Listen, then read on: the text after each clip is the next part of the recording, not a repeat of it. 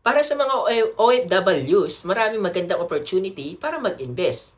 Ang number one, ang real estate. Ang real estate, ino-offer to sa atin, no? Yung maraming magagandang kumpanya na pwede kang bumili ng bahay o lupa. Then, ang kagandahan dito, kung pwede mo siya iparent, no? Meron din tayong tinatawag na online platform tulad ng Airbnb. So, pangalawa, meron tayong mutual funds at UITF. Ano ba to? Ito yung mga ino-offer ng mga bangko. Ang mutual funds at unit investment trust funds.